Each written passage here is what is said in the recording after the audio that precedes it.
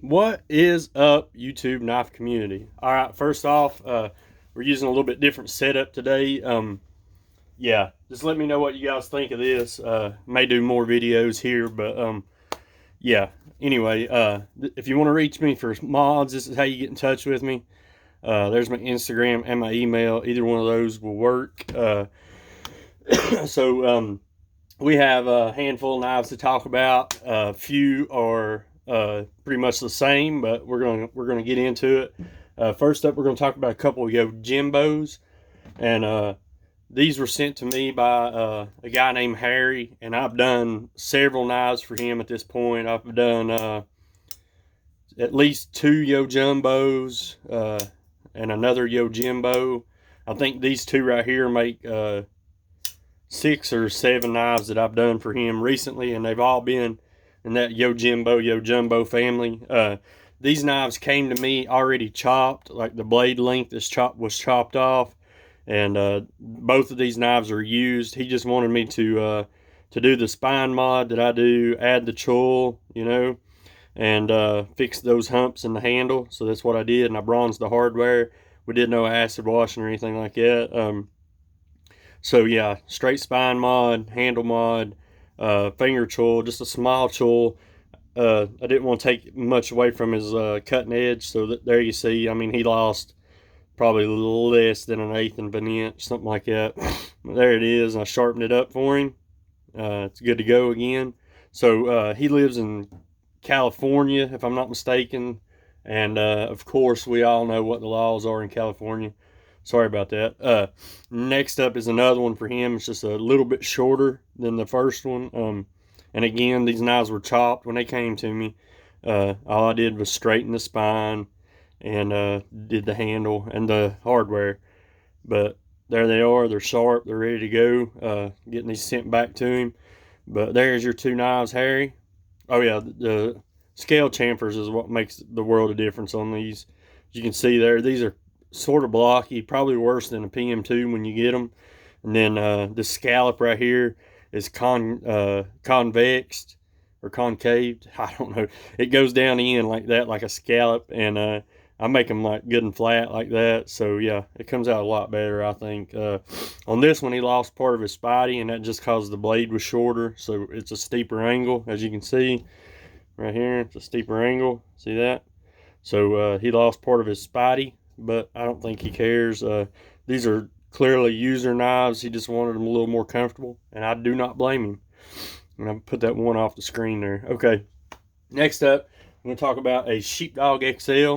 This is for a fella named Nick. The only thing he wanted done was a spidey hole and a flipper delete with a choil. This choil works great on this knife. Yeah, man, I love this knife. Matter of fact, I've got Sheepdog XL in the mail right now that I'm excited to get, the micarta version, and yes, it will be modded. Sharpen it, put him a good semi-polished edge on it there. Come out pretty good, I think. We got one little scuff mark right there. I made it apparent to him, and he didn't care. I offered to stone wash it or acid wash it, but he was cool with it. But yeah, man, this one works spectacularly. I said that all screwed up. But what you get here is, I want to show this. You got this point right here, so it still hits your thumb instead of coming down on your finger.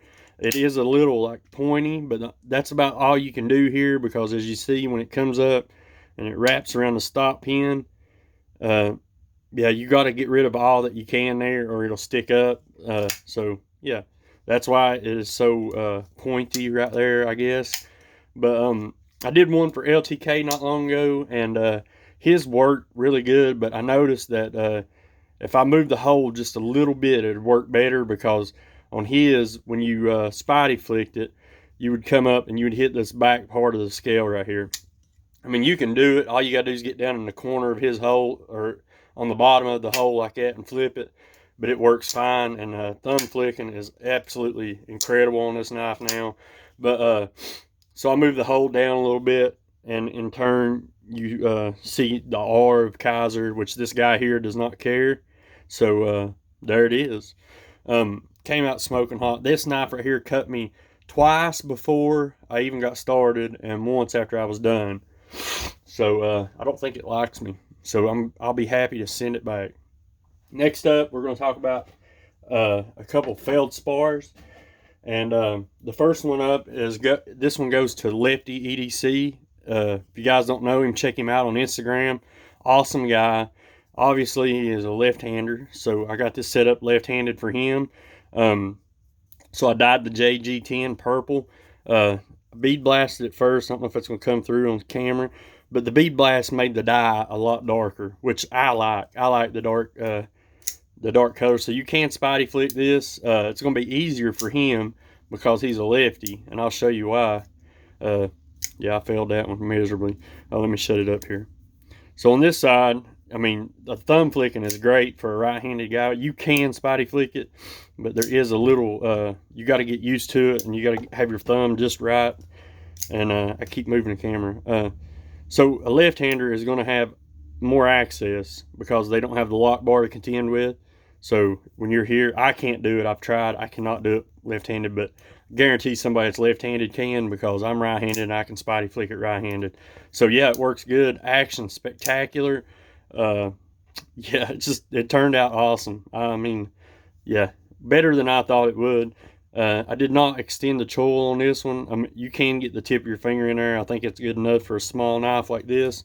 So there it is. I didn't want to take away any more of the cutting edge on him. So there's that. Let me move these down just a little bit more. I keep moving the camera so the knives move too. What an idiot, right? Yep, I know. So next up is going to be a large Feldspar. And the next two are both large Feldspars, and they both go to LTK. First up, we'll talk about the one that I put a spotty hole in. Again, this one's purple. It's a little bit lighter color purple. But yeah, this one I did not bead blast. And this one's got a stout detent. It needs a little breaking in, but you can thumb flick it real easy, and you can spotty flick it. It just takes a second to get used to where to put your finger. But yeah, see, I missed that one. But anyway, it came out good. I'm tweaking my acid wash just a little bit. Again, I've done this several times, but I think it came out great. Tell me, guys, what you think about the acid wash. You guys that have watched a lot of my videos, let me know what you think of this acid wash. If you like this one better than the way it was. You may not even remember what it looked like before, but if you do, let me know.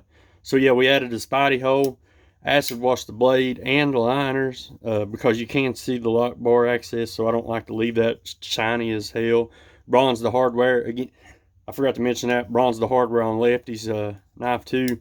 And on this one, I did extend the choil just a little bit, so you get your finger in there a little better. And plus, this one from the factory already had a smile at the edge, so I didn't want to make it any worse.